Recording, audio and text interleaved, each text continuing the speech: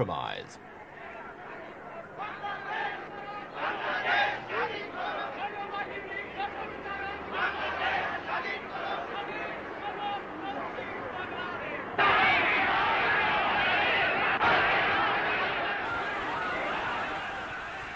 As the independence fever swept through the country, even Maulana Bashani, an old political rival of Sheikh Mujibur, offered his support.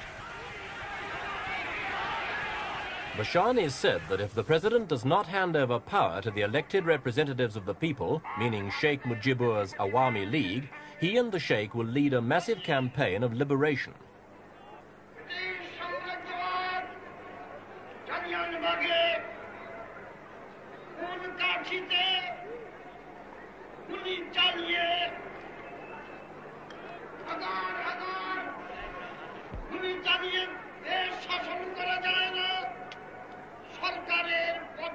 Bashani's pledge of support came with a warning to the Sheikh not to compromise with the president.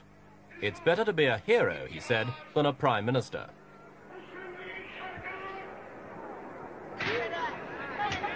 Meanwhile, 2 weeks of the Sheikh's non-cooperation policy had begun.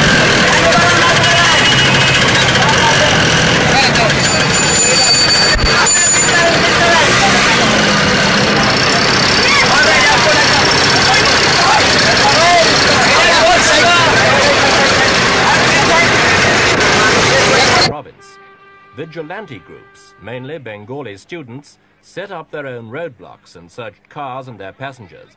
Any driver unable to speak fluent Bengali was immediately...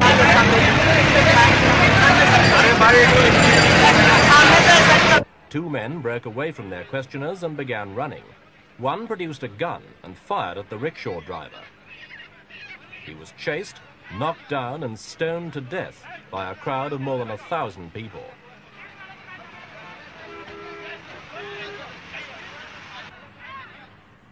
Within minutes, troops were on the streets dispersing the crowds. Quickly and efficiently, they set up positions at strategic points. Even so, the incident was a gruesome reminder of just how near Dhaka is to boiling over into fierce intercommunal fighting. To prevent the situation getting any worse, President Yahya Khan flew into Dhaka for talks with Sheikh Mujibur.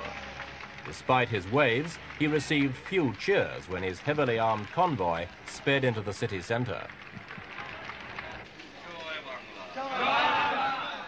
Sheikh Mujibur emerged from his first meeting with the president in a very non-committal mood and refused to be drawn by the barrage of questions fired at him from the press. Kindly don't ask me any other questions. I have already answered. My discussion is going on about the political situation of this country. And discussion will continue because it is not a very matter of 1 or 2 minutes. You require sufficient time to discuss. And tomorrow 10 o'clock again I am meeting the president and discussing. Thank you very much now. Will some of your people be If the Sheikh was thinking of a compromise, he certainly didn't tell his supporters, whose ringing nationalistic slogans followed his car through the streets of Dhaka.